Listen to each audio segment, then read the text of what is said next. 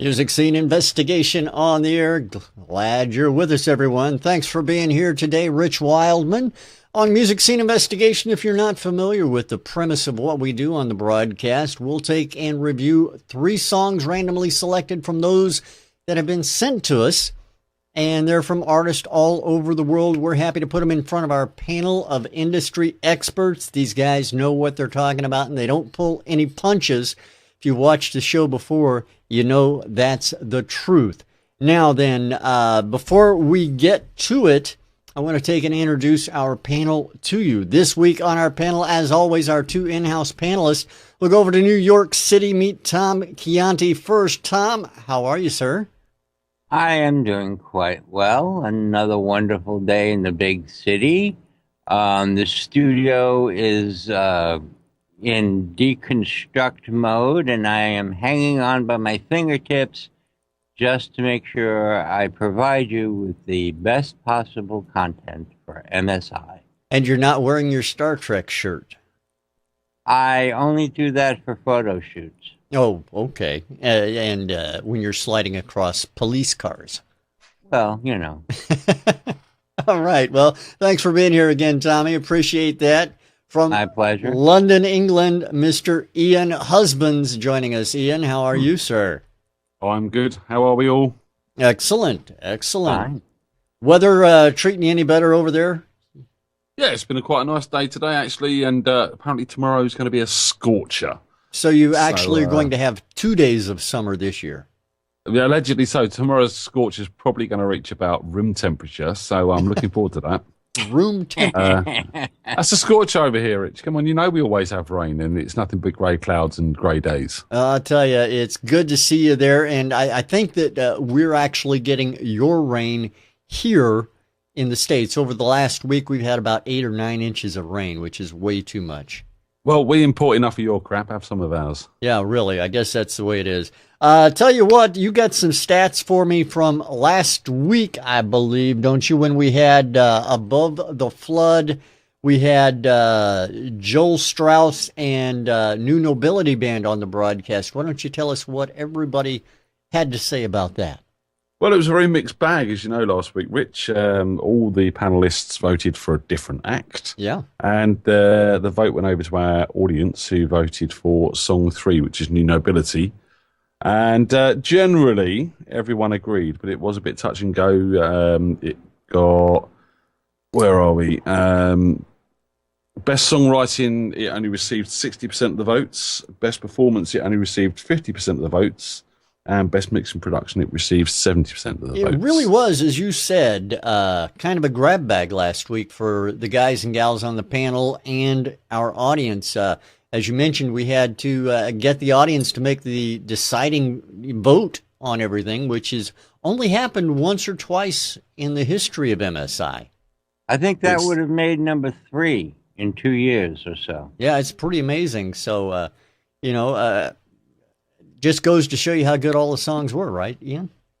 All the songs were brilliant last week, and I'm hoping, not holding my breath on this one, but I'm hoping all the songs are as good this week. Well, we'll find out in just a little bit. But before we do that, I want to introduce to you our guest panelist on the broadcast with us once again, a good friend of MSI, Mr. Dave Carrera, the owner of Carrera Drums. Welcome back, Dave. Hello, Rich. How are you? Doing real well. How have you been since we haven't seen you in a little while? Very, very well indeed. Loads of things going on, mad things. Expansion next door, in-house finishing systems, repairing old drums, taking off very well, new drums coming in very well. Loads of things, loads and loads of things. Now, we talked a little bit before the broadcast today about your expansion. Specifically, I want to talk about that because this is not a small expansion. You're not like, redoing a room over, on the building. You guys are really expanding. You're, doubling the amount of space you have? Going from, what have we got at the moment? About 4,000 square feet to 8,000 square feet. Wow. Now that's quite an undertaking, I think. Yeah. We've got a deal with the landlord. He's asked me to take it on. So I've been able to do a deal. We like a deal. Yeah, deals are good. yeah, deals are very good. And it allows us to really expand and go an extra step further than I was planning for next year. Now, you had mentioned that in our discussion about this, you'd talked about how you're going to make it so that people can actually see what you guys are doing at Carrera Drums. Yep. I know that the art or mystery, in my opinion, of putting a drum together, doing what it is you do, is something that people will be able to learn a little bit more about the way you're setting things up. Yeah, to a degree. Obviously, the trade secrets will keep up our sleeve, or as everybody be doing it. But people are impressed when they come here now and they see the veneer press, the big 5-ton machine squeezing bits of wood back together again. What I call gluing the tree back together again. They're impressed by that. They like that. They can see that we genuinely do take thin bits of wood and make them into the drum shells. Then, of course, we've got the clever stuff with all the finishing and all the different bits and pieces that we do there, the graphics and everything. And then finishing the drum off to make it look pretty and ready to go out. So from the new bay that's going to be over here, we'll have like glass windows so you can see in those two sections, but not the main finishing area. So you're going to have like a showroom where people can come in and actually see from the showroom back into the factory where you're doing things. Yeah, and to have some test space, and so people can play the drums and all sorts of stuff. So yeah, very good. That's awesome. I think that's great for the community. Looking forward to it. Yeah, no kidding. Now you mentioned also that you're into this rebuilding or refurnishing kits, something like. American Hot Rod, stuff like that? Are you doing those kinds of things, or how's this come to be, and what actually is it you're doing? Well, there's two elements. You've got to, for want of a better word, pimping up an old kit and doing just radical things to it that are just so left of center. It's unbelievable. So different types of hardware, different additions, that kind of thing, just to make things look completely different, through to doing very gentle, tender loving care refurbishments to very old kits. And I know we talked about a 60-year-old drum kit that I've got next door that was nearly finished. And I showed you the difference with the hardware that we've done. And that's going to look stunning. And people like the vintage stuff. They love that.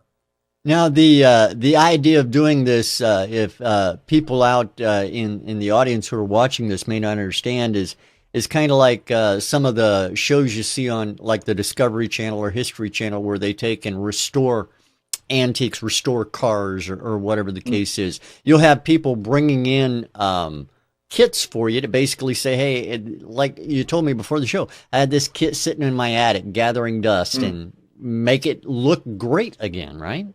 Yeah, that's one part. That's the what we call revival. So we revive an old kit, refurbishment, and be very gentle to it, be very kind to it. Don't go too mad on it. Make it look as close to how it was 40, 50, 60, 70 years ago, to the best of our ability. Replacing shells, because we can do that with the shell making that we do. Right the way through, like I say, to being really radical. I mean, someone will bring in a kit, they've got bored with it, they don't care about it anymore, but they want to just have something that's just so wild and amazing. So we just do anything to it. So it may be you do something like take and put wings on a kit or something, like the 57 Chevy or something. Yeah, anything at all, anything that can be physically done, we'll do it. Now, we've had a couple. Yeah, I was going to say we've had a couple of comments in the chat room, which I'm just reading over and getting a kick out of. Carol's wanting to know if you can refurbish her husband, perhaps, and I think you've already answered that. If the check's big enough. Yeah. Now, where there's a will, there's a way. As long as the check's big enough. Now, Brian from Stepdaddy has asked.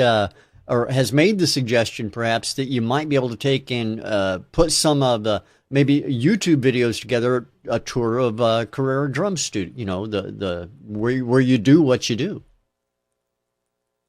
To a degree, yeah. I mean, there's certain things, not trade secrets. I mean, you know, it wouldn't take too long to figure out how we do things, but we are in a competitive business. You don't want to give the secrets away. Keep a few things up our sleeve, but yeah, I mean, you know, we could do that. It's not a problem. Have our own TV show. Actually, Dave, you just don't want to give away the fact that you still use child labor. Well, that is true. Yeah. We've got 100 kids in there just slaving away, you know, stitching back together. Yeah. There's no, you know, it's. I remember a candy company a number of years ago. They just painted the kids green and called them Oompa Loompas. Okay. just a suggestion. I mean, so just remember, Dave, you owe me a check for my last kid's 6 months working. Oh, yeah, I want to talk to you about that afterwards. Okay. All right. Okay. Yeah, we'll talk.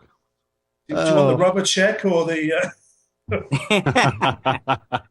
I just want to remind everybody here that no children were harmed in the making of this podcast. So, or of his drums. Not many. Yeah, or the making of Dave Carrera's drums at all. And, okay, Dave, anything else you got going on you want to let us know about, want to let everybody in the audience know about?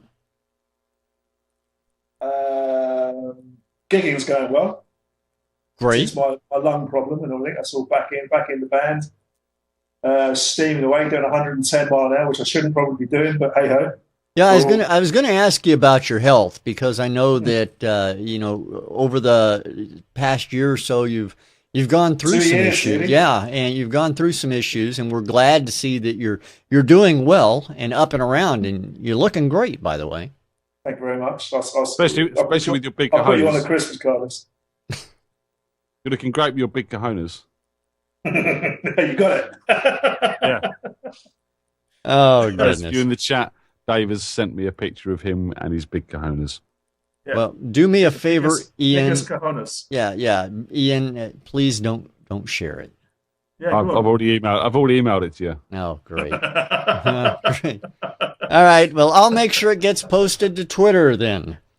I was just about to do that myself, actually. All right. Well, you go ahead and I'll retweet. I don't know. Yeah, but Rich, the lung issues need 2 years. Can you believe that? Yeah, it's really amazing, and you know, it's a testament to your stamina, your dexterity, and the help and constitution. I've had a lot of people help, and a lot of people, too many to thank individually. You know, they've just been there to make all this happen and keep it happening. So yeah, very humbled. Well, we're very happy that you have a great supportive community around you, because you know. Not Ian. Well, yeah, we know Ian. Yeah. You should have heard. You should see the letters that he sent me and everything. It's horrible. It's not nice. It could be that an adversarial relationship like that might help you recover, so that you at some point in the future can beat the crap out of him. No, I was just trying to help. Do I have permission? Yeah, you of course. Oh right. Well, I'm just going to go and drive around there now. All right, we'll wait for you. You know, I was just trying to help. I mean, I was only offering you a cigarette, which I thought would help distress you. I mean, I wasn't actually trying to kill you. I just didn't think. I thought when I get stressed, I'll have a cigarette. Maybe you with bad lungs should do the same. 2 years off now, mate. 2 years off. Not surprising, really, is it? Let's face it, you couldn't breathe without them. Well, I'll tell you what. Yeah, I have more energy, and I'm even faster on the drums. How about it? There you go. Well, that's definitely a good thing. Does that mean you speed up? You can't keep time anymore? I couldn't anyway. Well, let's see what you can keep in the way of timing with today's music on Music Scene Investigation, because I do want to get these 3 new tracks in front of everybody today and find out what you guys think about them. So without any further ado, let's take a listen to track number 1 on today's Music Scene Investigation. Hope everyone enjoys this.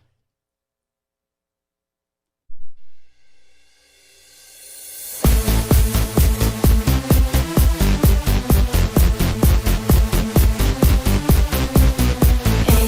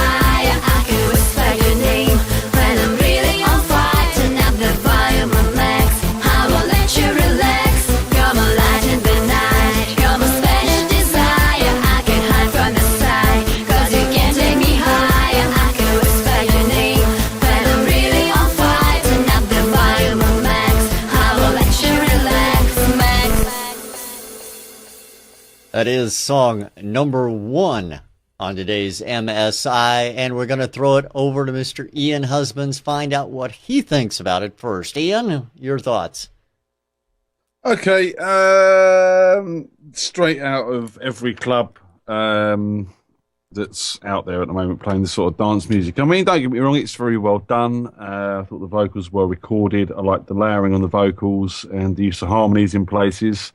But I did feel her performance was a bit flat overall, a bit more energy in that performance. I mean, you know, you're doing a dance song. This is where people want to be sort of getting their energy from, is the track.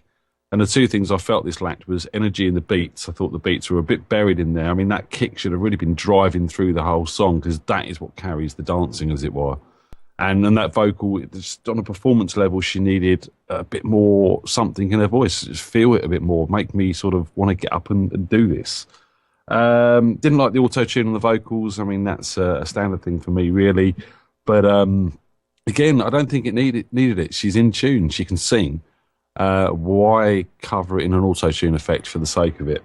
I mean, production-wise, the sound palette and everything like that, it's, you know, as I said, it's out of every other club tune that's out there at the moment. It's nothing new. It's the same old method repeated time and time again, which, you know, for some people works, but I would like to hear something different. Lyrically, again, it was taken out of every club tune, cliched towards that genre now. So, yeah, I mean, there's obviously a well-produced track going on here. I just don't like what's been done with it, if that makes sense. You know, how it's mixed and everything is okay, it's working, but I think there's a lot could change. I mean, the breakdown where it went up to that sort of amped, over-filtered vocal again, the 4-to-the-floor kick, it's just so overused now. I want to hear something new in the dance genre, not the same old formula all the time.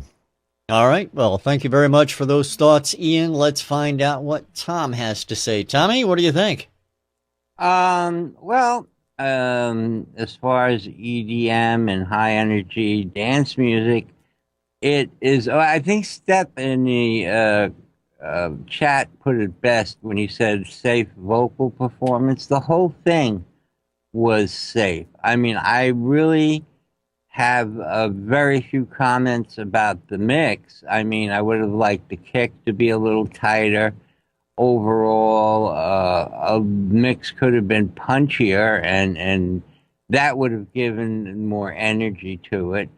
I mean, this is a great demo. It's a great, really great demo. But going back to my days with Tony Moran and doing all sorts of dance music and remixes and stuff, there's a lot more that can be done. Panning, breakdowns, you know, building up with snare fills. And as what Ian says, it's out of every club.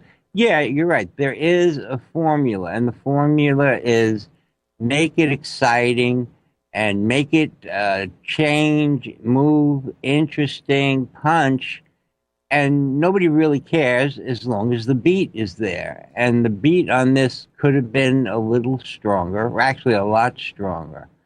And I think my biggest, I wouldn't call it complaint, but I would say they really need to sit down and get an experienced producer with a very creative mixer and put this on the table and cut it up and serve it out. You know, it really has possibilities of, yes, being the, you know, every club dance song you've heard, but that's what clubs are. People go there to sweat and do other things, you know, but the main thing is the beat, and it's got to have high energy. Is called high energy because it has the energy. Electronic dance music, EDM, is called that because it uses the electronic technology. This is lacking that. So, like I said, very well done start, excellent demo. I really liked her voice, but there was no passion, there was no excitement. It was, like Steph said, very laid back and safe, and there's just a lot of, as good as it is, there's just a lot of room for improvement. And I think they you know, do the work and they'll have something. All right, Tommy, thank you very much. Now over to the owner of Carrera Drums at CarreraDrums.com, Mr. Dave Carrera himself. Dave, what do you think of track number 1 today? I heard it in Ibiza 25 years ago. And I heard it last week on Radio 1. And I heard it 6 months ago on another place. I've heard it a million times. There's just nothing new. There's nothing, as the other guys have said, there's no drive. There's no punch. The kick drum needs to be right in your face to make this kind of thing work if you want to make it work. But it's just same old. You could put a million of these songs together and they could all be done by one person. So yeah, not my cup of tea. Seems to be mixed well though. Other than the kick drum needs to be brought up a bit, but other than that, disinterested. All right. Well, I appreciate that. Go ahead, I just can't believe you were in Ibiza 25 years ago. Oh, that's going round. It's probably a bit longer actually. Older than the older one now. Yeah. Oh no. Yeah. About yeah. That's the way it goes. And let me take and introduce that track to everybody. The name of that track is called Max, and that's by Anny Sky. So Anny Sky, we appreciate they're sending that track into Music Scene Investigation. You want to get your track reviewed by our panel of experts? Easy to do. All you got to do is go to MusicSceneInvestigation.com. At the top of the screen, click on Submit a Song, and just follow the prompts from there. Very easy to do. Gentlemen, we have 2 more tracks to listen to today, and I want to get your opinions on both of them. So let's go ahead and start with track number 2 and find out what you think. This is track number 2 on today's Music Scene Investigation. Don't run, just crawl, you see it all when you just learn to love. Don't move too fast, you see at last when you just learn to love. You gotta learn to love when you just learn to love. You gotta learn to love when you just learn to love. Sing it with me, sing it with me, sing it with me today. Sing it with me, sing it with me, sing it with me today. Don't run, just crawl.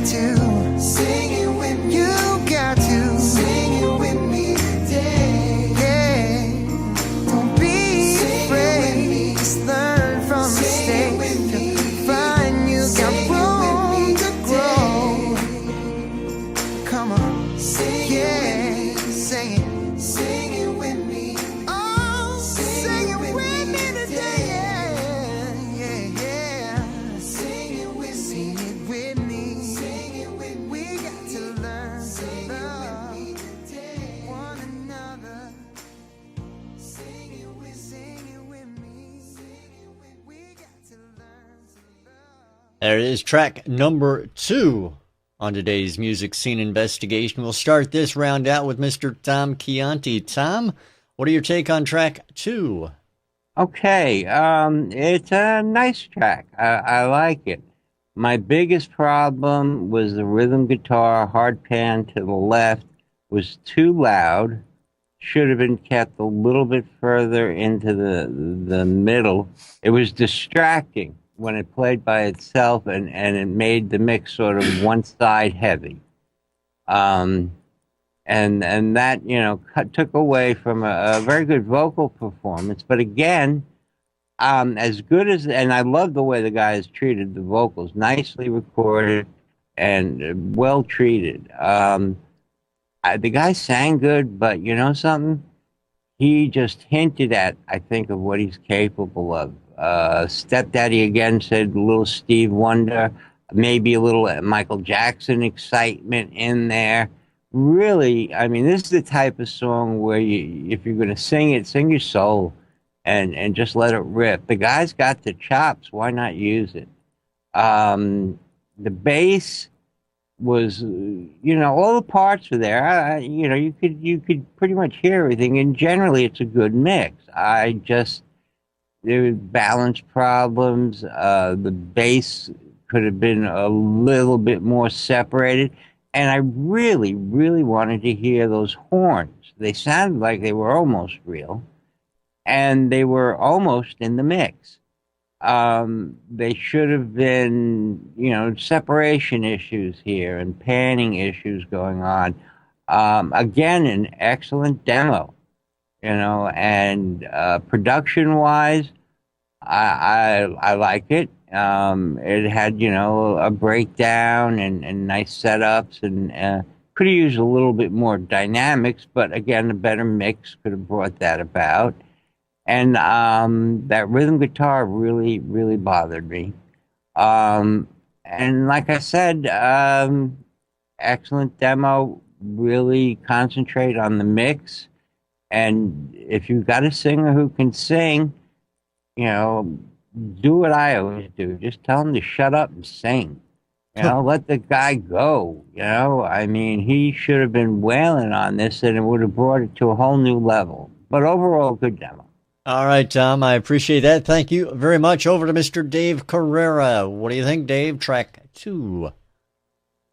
It's a nice, tidy, pleasant song. Yes, Stevie Wonder, straight away, instantly. That's the first 2 words of it. All I can put to what's already been said is the drums. I hate that close-mic'd nylon tip stick sound, plastic on plastic. Get rid of it. You don't need that. You can get rid of that quite easily. Just throw the nylon tip sticks away and use wooden. Crank the drums up, tune them up to get it funk. It's a funk song. It has soul. Funk it up. Really snap it in there with the drums. Clean them up. They're tuned too low. But other than that, a good song. The bass could be a little bit more funky. It's a bit deep there. Other than that, again, a song could have heard before, maybe because the singer, like Tom said, it hasn't let go, and it seems too close to Stevie Wonder to be taken seriously at the moment. Put in good hands, it could be a damn good song. It's a nice song. All right, Dave. Well, I appreciate your thoughts. Over to Ian Husbands. Ian, what's your take on track number 2? Well, again, Stevie Wonder for certain. And I also heard a lot of Terence Trent D'Arby. Do you remember him, Dave? That's it. Yes, that's who I was trying to think of. I was going to ask you, the UK guy, and I'm getting my head. Yeah. Definitely Terence. Terence Trent D'Arby, a lot of influence from him in there. Now, I'm going to disagree with the guys on this guy could have let go more on his vocal. I don't think he needed to. Just because you can doesn't mean you should. And, getting that balance right is hard. And I think he sung this song with all the soul it needed, because on the next track on that album, he can let loose and show a bit more what he can do. You don't have to give everything in every song. I like the way it was held back. I like that it was laid back, but he showed enough of his voice to make you go, yeah, this guy can sing. And he can, no doubt about it. As Tom said, well-recorded vocal, nice layering of vocal parts and that as well, harmonies and everything. Like the clav sound.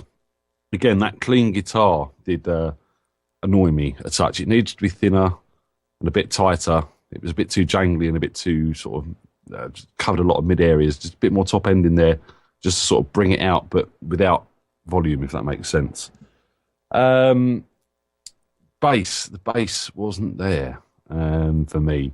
You know, again, this is a groove-based song, and whereas with a dance track, you rely on that kick to drive the track through, with something this funky and groovy, you need that bass holding in tight, and it needed more clarity. It was, as Dave said, it was very low in the mix. It was sort of boomy and bottom-endy. Needed to be clarity, a bit sharper, that sort of more metallic sound you get on the sort of funky strings. The hook was nice. I liked the arrangement personally. And I like the drum sound. It gave me that kind of sort of, you know, these guys playing in a live room. You know, like you just see Stevie Wonder sort of sitting there with the band around him. I liked that loose sort of low sound on the drums. It worked for me. It gave me more of a live edge rather than a sort of overproduced studio edge. Again, the horns. It sounded like an alto sax or something sort of playing low in the mix somewhere. I would like to hear more of that as well. Pump that up. But overall, I really did like this song, actually. And, you know, with a proper mix and master job on this, you know, this would be on the radio. Yeah, it's been done before by Stevie Wonder and Terence Trent D'Arby. That was nigh on 30 years ago, if not more. And we're about time a resurgence for decent, funky, soulful tunes like this. All right. Well, I appreciate that. Thank you very much. Chris. Yes, sir, Tom. I must. My conscience compels me. I have to disagree with Ian. As usual. And when you're doing a live performance, yes, you can build and everybody can see. But when you're making a recording, it's a slice of history. And if you don't put everything you can into your vocal performance, there's no guarantee they're going to listen to the next track. This guy has the chops. He can do it. Do it. I'm not talking about a Mariah Carey roll of notes until you get lost. I'm just talking his styling is cool and I liked it, but his emotion, his strength, his passion was lacking. And in any recorded studio type of thing, if the drummer doesn't give his all, if everybody doesn't give it all, you should have just gone to a baseball game. I disagree. If you're recording an album, especially, your songs have got to have dynamics. And, you know, you're welcome to your opinion, Tom, but you can keep it, because I'm having mine, so no. Oh, I said I disagreed. I didn't say you were wrong. All Nor right. did I say you could keep it. I mean, my. All right. Let's Nobody's get personal here. Nobody's wrong on the panel. Everybody has their own opinion, and I agree with that. You're Now, wrong. we're not going to get into it. We're going to introduce the artist, let you find out. Yeah, let you find out who he is. The name of that song is Learn to Love. That's by Chrys Ryan. Chrys, we appreciate you sending that track into Music Scene Investigation. Thank you very much. Now, if you missed it, this past Tuesday, the guys and gals were back over at Butterflies Radio with all sorts of craziness going on.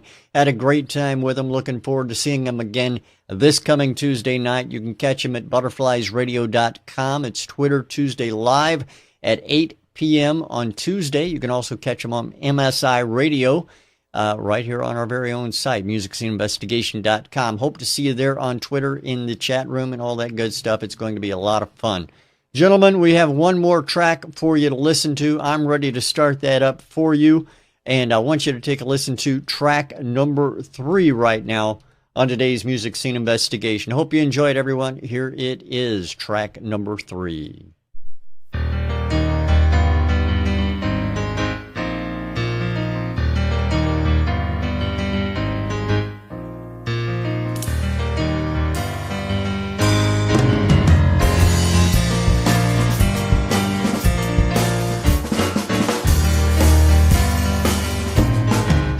Well, last week I swore I thought I could fly this week. I'm staring at the world with one crooked eye.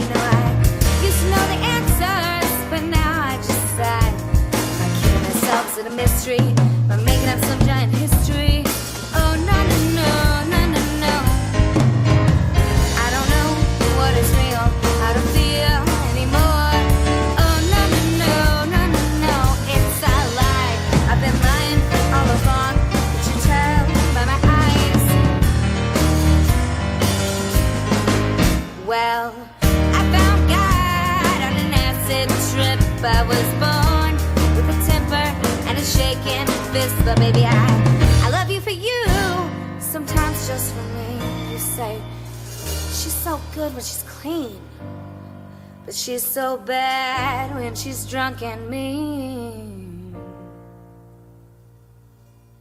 And oh no, no, no, no, no, no, I don't know what is real, how to feel anymore. Oh no, no, no, no, no, no, it's a lie. I've been lying all along, could you tell by my eyes?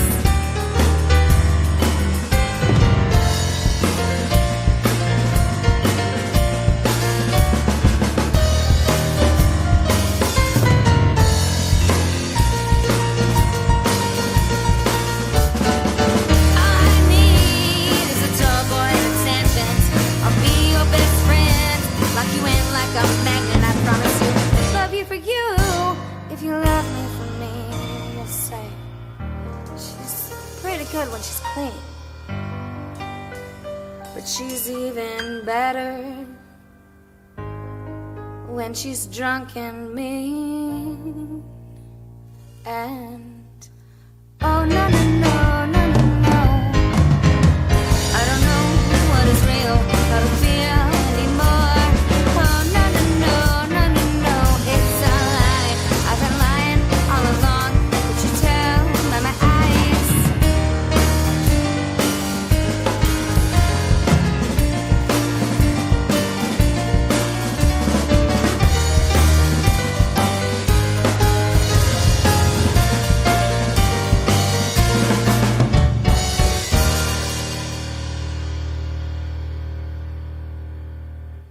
Track number 3 on today's music scene investigation. We're going to go straight over to Mr. Dave Carrera, find out what he thought. Dave, what's your take on track number 3? In essence, yeah, good song. See what it's trying to do. But it seems all mixed wrong. The drummer's on speed or something. God knows what he's doing. You know, I'm a fellow drummer, and you know, I know what he's doing. I know what he's trying to do, but it's like he's in charge, and he's in front of the mix. There's no bass guitar. The piano's sort of back there somewhere, and the poor vocalist is what should be up front. The vocalist should be driving this kind of song, and then the musicians behind are adding the accents to the vocals, not the other way round. It seems, if I was to have a stab, I would guess that the drummer wrote the piece and probably maybe had produced it or had a heavy hand in producing it, hence the reason why he's so far ahead in the thing. And bloody hell was he busy. You know, I know that this kind of song is busy, and I know there's a lot of syncopated stuff and stabs and all this sort of stuff, but that's way over, way over. So yeah, complete remix. I like the vocals. Seem to sound nice. I was trying to think of a few people, but I couldn't think of anything at the moment. The bass, as I said, the bass guitar was gone. It weren't even there to sit on. It just wasn't there. Piano was nice, but yeah. So it's a nice song. See where it's going to, but completely mixed wrong. All right. Well, I appreciate your thoughts, Dave. Thank you very much. Let's go to Ian Husbands, find out what he thinks. Ian? All I'm going to say is I'm glad that Dave got that first, being the drummer here. You know, that works for me. I mean, yeah, the drums and the piano weren't quite locking in enough for my happiness, partly because I think that drum was too busy. I found the hi-hat in the whole mix overall very, very loud and quite distracting in places because that wasn't always bang on where it should have been. The tone of the drums, tone of the piano, I really liked the tone of the piano actually. It sounded very natural and very live, and that was nice. But they did dominate. I mean, lesson to learn from Dave, never leave a drummer in charge. No, I agree. I totally agree. I thought it was never let him drive. No, I do. No, I do agree. I know it sounds comical, but yeah, we drummers have their place, but never put them in charge because, like a bass player, someone who mixes a song should be, to a degree, a non-instrumentalist. So they've got a balanced ideas. They've got a balanced idea of the whole sound, not just focus on one.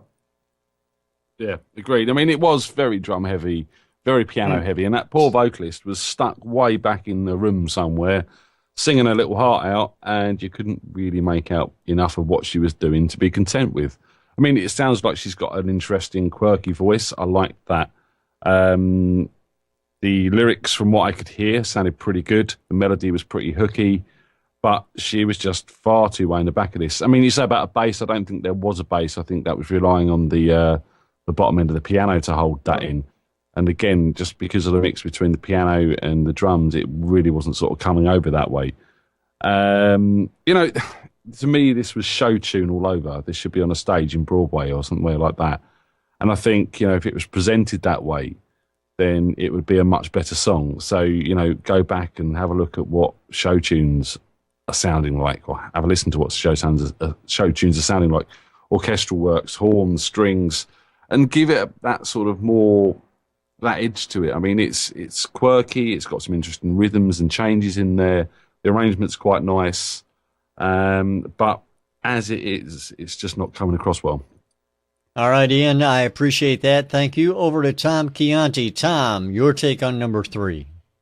I agree a lot with what Ian says, and I absolutely agree with what Dave said. This is the wrong mix for this type of song. This is a rock mix. Live drums, big sounds. You know, it's cool, but it's wrong for this type of song. When you mix, you've got to take into account, you know, and present it as it is. Sort of let the music and the arrangement and everything tell you. You don't tell it, I'm going to make these drums big, because they're busy. And they're telling you, I want to play, but put me in my place. If there was a bass, it needed to be really separated. The piano had too much bottom end. It was very live. Everything was very live. And before I forget, I really liked the vocalist's voice. She sang good, did a really good performance. And like Ian said, the poor girl was fighting for her life. You know, this is quirky. I like the I think everything is there. It really needs to be made, I think the word I'm looking for is intimate. And if it is, like everybody says, like a show tune or whatever, mix it in a cabaret style. Where, okay, if the drums are busy, but they're tight and tucked, they add accents. The piano, instead of being big and live and washy, is interesting and punches through. And if it is the only bass playing, you can hear it. The vocalist in this absolutely has to lead the way, especially since she's quirky voice and did an interesting performance. Outside of that, I like the idea. I love the idea. I really do. And no, don't treat this song that way. And remix it. At first I thought maybe mastering might help, but no, the elements have to be tamed, tuned, trained, and placed. All right, Tommy, thank you very much. I'll take and introduce that track to everybody. The name of that song is Acid Trip by a group called Ellen the Fellon. We appreciate their sending that track into Music Scene Investigation. Thanks so much. Explains a lot. It does, doesn't it? Really? I mean, so well, right, man, it sounds great, man. It sounds wicked. I want to take and ask everybody, while we turn this over to our panel for their decision on Song of the Week, to get your say in over on our witness page. Fill out your witness statement at musicsceneinvestigation.com/witness. Let us know what you think as well. Gentlemen, I'm going to turn it over to you for your decision on Song of the Week. Dun, dun, dun, dun. Anybody can start. I know. It's just that They're all great basic ideas, and they all have the same problems with mixing. Well, more or less with mixing and presentations. Is there a producer in the house? I'm going to reserve and think it over again. All right. Ian and Dave, what do you think? It's pretty clear cut for me, to be honest. You know, on vocal merit alone, number 2 deserves to go through. There was a song there with a hook, with a strong idea, with a very good vocalist, and a mix which was probably better than the rest. So number 2 for me, please. All right. Dave? Yeah, I've been pondering, and I think that with proper care and attention, a remix, and with the great vocal, the really great vocal, we did take it, and with a few changes, I'd like to go for number 3. All right, so 1 vote for Chrys Ryan and 1 for Ellen the Fellon. Tommy, it's up to you, my friend. I should have gone. This is the one time I don't want to have the final say, but I will step up and do my duty. The vocal performance on number 1, like I said, is fine, tame, safe, and it's a shame. Maybe on another day. Number 2, I liked everything about it. The guitar was really distracting, and I thought the vocalist could do more. Number 3, the vocalist did what she could and was obliterated. And I'm going to have to agree with Ian because that needs the least amount of rework. Number 3 will be killer when it's done. But it's not done. And number 1 may also be killer when it's done, but it's not done. And number 2 isn't done, but it's as close to the finishing line as we're going to get without falling down. Okay. All right, gentlemen, I appreciate it. Your song of the week is Chrys Ryan's Learn to Love. And Richard. Yes, Richard, sir, Dave. They're both completely wrong. Pardon me? They're both completely wrong. They are both complete. Okay, well, Totally wrong. I'll take your word for it, Dave. Dave, actually, I think we're right. It's Rich that is wrong. The guest panelist is always right. The guest panelist is always right. Now, Chrys Ryan's Learn to Love, our song of the week this week. We appreciate your job on the panel. Everybody out in the audience, thank you for being here. Dave, a big thanks to you for being here with us today. We really appreciate it.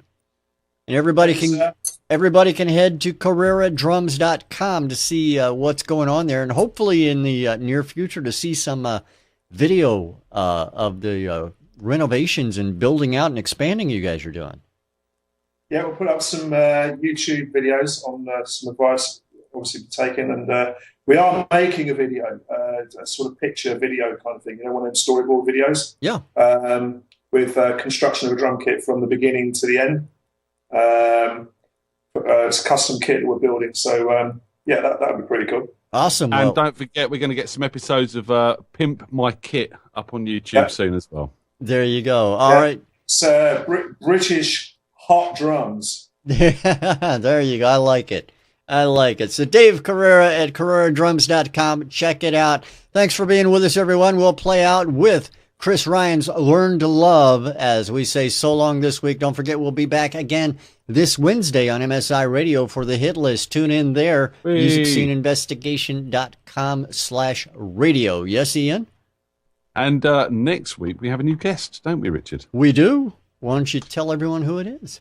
Well, this is a guy I met at a party with John Schroeder, one of our other MSI guests, and he's an audio engineer, and he's also a second-hand record collector, deals in rare vinyls and stuff like that. So it should be quite interesting to get some of his perspective. Absolutely. Looking forward to that. What's his name? What is his name? Yeah.